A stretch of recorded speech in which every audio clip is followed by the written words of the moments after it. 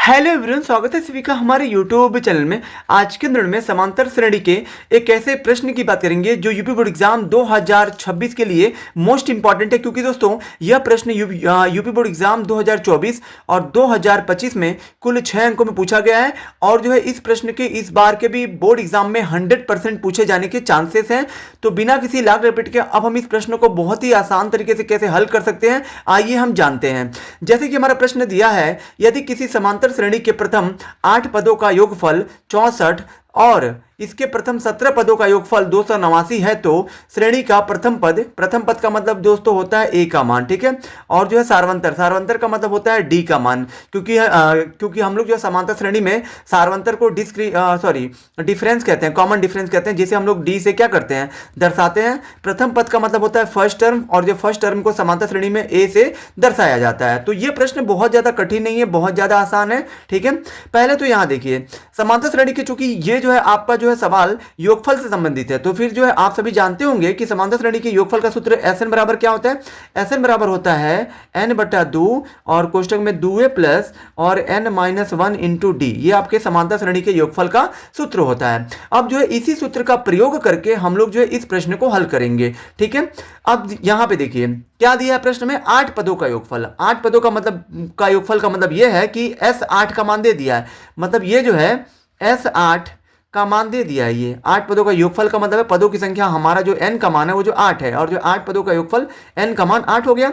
अब देखिए ये जो है 8 पदों का योगफल 64 जो ये दिया है, आखिर ये कितने पदों का योगफल है, 8 पदों का। तो फिर यहाँ पे n का मान कितना हो जाएगा 8, तो यहाँ पे 8 रख दीजिए, बटे में 2 है तो 2 करिए। फिर यहाँ पे 2a है तो 2a लिखिए, प्लस n का मान कितना है 8 है, क्योंकि हमारा प्रश्न में जो है ना 8 पदों का योगफल दिया है। 1 है तो 1 लिखिए, इंटू डी है तो डी लिखिए। अब ये बताइए S8 का मतलब क्या है। S8 का मतलब है सम ऑफ 8 टर्म, यानी कि 8 पदों का योगफल हमारा प्रश्न में 64 दिया है। तो फिर यहाँ पे S8 की जगह पे 64 रख दीजिए, बराबर ये 2 से 8 को काटेंगे तो 4 बार में कटेगा, 4 करिए। अब ये 4 हो गया, कोष्टक में 2a प्लस 8 में से 1 गया 7, और 7 का गुणा डी में करेंगे तो 7d हो जाएगा, ठीक है। अब यहाँ पे ये 4 से इसको आप काट लीजिए, 4 एकम 4, और ये 4 से एकम 4, 2 बच्चा, 2 के साथ 4 लेंगे 24, और 4 छके हो जाएगा 24, और बराबर में 2a प्लस 7d है तो 7d हो जाएगा। अब यहाँ पे क्या करिए, 2a और प्लस 7d को इस पूरे को लाइए इस साइड में, और जो 16 को भेज दीजिए इधर। अब ये हमारा समीकरण 1 बन जाएगा। अब यहाँ पे देखिए, अब यहाँ पे आपका जो और भी दिया आगे क्या बोला है, प्रथम 17 पदों का योगफल। 17 पदों का योगफल कितना दिया, 289। तो यहाँ पे जो है, तो फिर यहाँ पे Sn की जगह पे 289 हो जाएगा, क्योंकि 289 क्योंकि जो है 17 पदों का योगफल भी दिया है, 17 पदों का योगफल, यानी कि n का मान अब आपको कितना लेना है, अब आपको 17 लेना है, क्योंकि ये जो है 289 जो है ना, ये आपका 17 पदों का योगफल है, इसलिए जो है n की जगह पे, अब n की जगह पे 17 हो जाएगा, और बटे में 2 कर लीजिए, और कोष्टक में 2a प्लस n का मान 17 होगा, क्योंकि जो है हमारा जो है 17 पदों का योगफल 289 है, तो यहाँ पे n की जगह पे 17 माइनस 1 इंटू डी, ठीक है। सूत्र वही रहेगा आपका।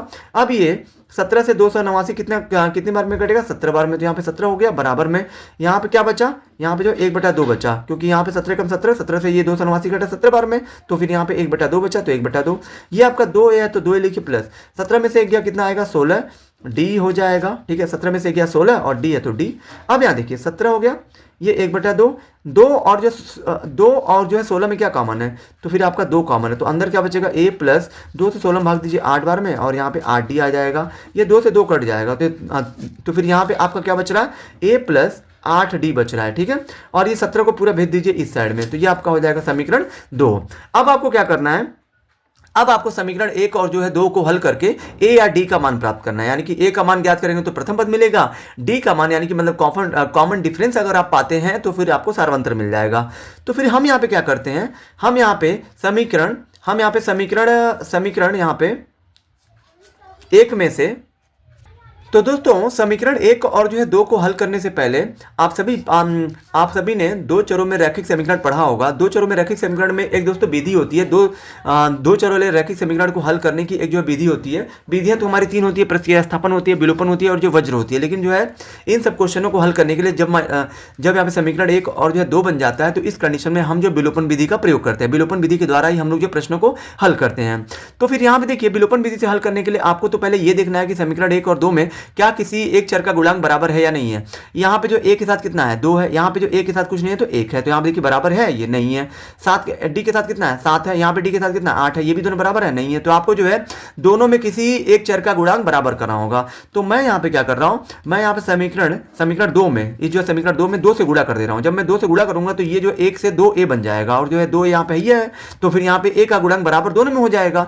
तो फिर यहाँ पे समीकरण 2 में 2 से गुणा करने पर, मैं यहाँ पे 2 से गुणा करूंगा, ठीक है, करने पर। तो यहाँ पे 2 से जब आप समीकरण 2 में गुणा करेंगे तो यहाँ पे 1 में 2 से गुणा करेंगे तो 2 हो जाएगा, प्लस 2 से ये 8 में भी गुणा होगा, क्योंकि समीकरण में गुणा करने का मतलब है कि पूरे में गुणा होगा। और ये 2 का गुणा 17 में करेंगे तो 17 दूना 34। अब ये जो नया समीकरण बन के आ रहा है इसको आपको समीकरण 3 नाम देना है। अब ये समीकरण 2 से आपको कोई मतलब नहीं है, क्योंकि आपने समीकरण 2 से आपने 3 को बनाया है।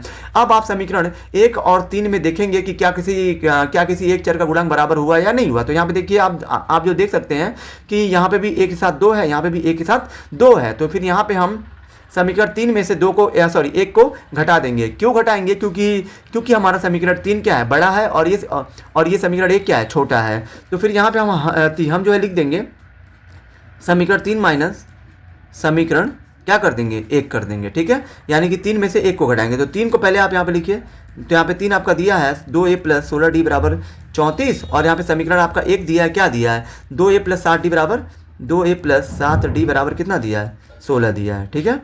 अब यहाँ देखिए ये प्लस ये माइनस है, ये दोनों कट जाएगा, कटा। अब ये 16d है और ये प्लस 60d है, माइनस 16d में से 60d का कितना आ जाएगा, तो यहाँ पे ये आपका आ जाएगा, ये आपका 9d आ जाएगा। और यहाँ पे आपका 34 में से, अगर आप 34 में से कितना घटाएंगे, माफ़ कीजिएगा, ये आपका 16 है ना, समीकरण 16 है। तो 34 में से अगर आप 16 घटाते हैं तो आपको जो 18 मिल जाएगा, ठीक है। और ये 9 से 18 कितनी बार में घटेगा 2 बार में। तो फिर यहाँ पे d बचा है, तो d का मान कितना मिल गया आपको, d का मान आपको मिल गया 2, ठीक है।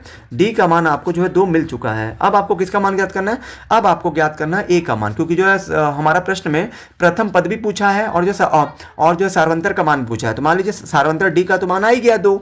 अब जो है हमें जो है a का मान ज्ञात करना है। तो यहाँ पे हम क्या करेंगे, d बराबर 2 समीकरण, यहाँ पे इसको जो आप समीकरण 2 में रखने पर, इसको आप 2 में रख दीजिए, ठीक है, 2 में रखने पर। तो 2 आपका क्या दिया है a प्लस 8d, यहाँ पे a प्लस 8d बराबर कितना दिया 17, ठीक है, a प्लस 8d। तो यहाँ पे a दिया तो a लिखिए, प्लस 8 है तो 8 लिखिए, गुणे d का मान कितना आ गया, तो d का मान यहाँ पे आपका 2 आ गया, तो d की जगह पे 2 रखिए, बराबर 70 है, ठीक है। बराबर यहाँ पे कितना है, ये आपका हो जाएगा 17। हमें चाहिए किसका, a का मान। तो फिर यहाँ पे a बराबर ये आपका 17 है तो 17 लिखिए, ठीक है। ये प्लस गया उधर हो जाएगा माइनस, और 8 गुना हो जाएगा 16, और यहाँ पे 17 में से 16 गया तो आपका आ जाएगा 1। यानी कि प्रथम पद हमारा पूछा था a का मान 1 हो गया, और जो है सार्वंतर d का मान पूछा था तो d का मान 2 हो गया।